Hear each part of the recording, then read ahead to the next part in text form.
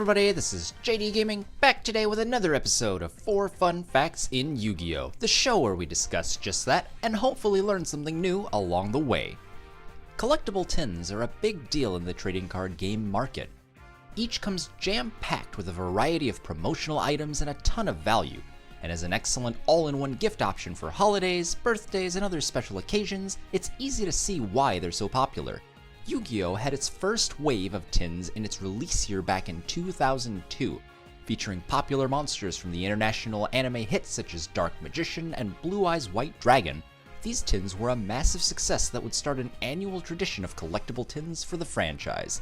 The second wave continued the trend of including a secret rare variant of the protagonist's most iconic monsters, even including the then unplayable XYZ Dragon canon before its pieces were printed in Magician's Force later that year. However, out of this second wave of booster pack tins, or BPTs, the one that perplexes me to this day is the one featuring 𝗖𝗧's legendary dragon.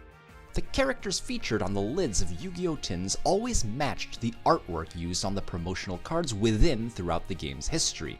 This was especially important for the second BPT series, since Dark Magician and Blue Eyes White Dragon were returning after already being printed in the first wave. Yet for some inexplicable reason, the artwork used for Blue Eyes in BPT 9 is the same as the one used in BPT 3 and the Legend of Blue Eyes White Dragon booster set. This artwork, which fans fondly remembered from the anime and original starter deck 𝗖𝗧, would not be used again in the Western TCG until Duelist Pack 𝗖𝗧 7 years down the line. We also still do not have a secret rare version of this artwork to this day. One of my favorite new releases of 2018 was the Lair of Darkness structure deck, which introduced a handful of powerful new cards focused on dark monsters.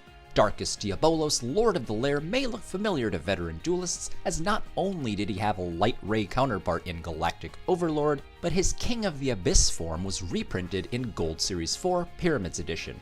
That's right, I said reprinted. The TCG originally imported the new cards from the OCG exclusive Curse of Darkness structure deck as secret rares in 2007's Force of the Breaker. This ranged from more obscure cards like Lich Lord, King of the Underworld, to the currently limited Eradicator Epidemic Virus. Why they decided to cancel a release in its entirety is beyond me. The TCG seems to conduct occasional experiments like this. Another one that also involved secret rares happened during the 5Ds era. In what seems like only North America around the release of 2010's The Shining Darkness, until fairly recently, secret rares had a foiling revision that changed the size of the sparkling beads on the images. During this time, the reflective dots became much smaller and the lines more defined, which created a sharper, more distinct diagonal pattern to the holographic effect. Reprints of sets during this time also had this new beady style secret rare foiling. While this aesthetic change made absolutely no impact on actual gameplay, it was nonetheless one that I found intriguing as a longtime collector. And finally, I want to share one more nuance in design choice that will help you discover whether or not those legacy packs you've been eyeing are really worth it. During the initial runs of the first Legendary Collection binder, pulling a secret rare with the foiling style I just mentioned was a dead giveaway that the packs were reprinted. However, there is even more on the actual packaging that can clearly indicate a newer run.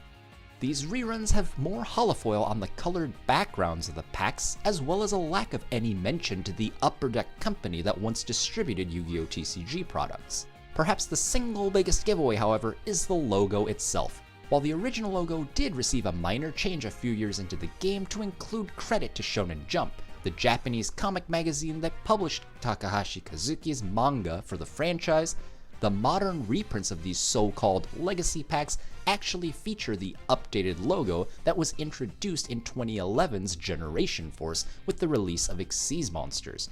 Since this version of the logo did not exist prior to this time, it is an easy way to know for sure that a pack is not as old as it claims to be.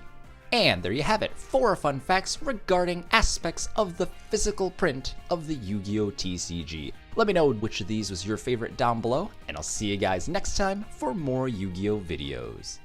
That's the end of this video, but there's plenty more where it came from. I invite you to explore the playlists on screen to see what else I have to offer, and if you really liked what you saw today, consider subscribing to JD Gaming for more Yu-Gi-Oh! Videos. Thanks guys, this is JD Gaming, hope you guys enjoyed as always, and I'll see you guys next time.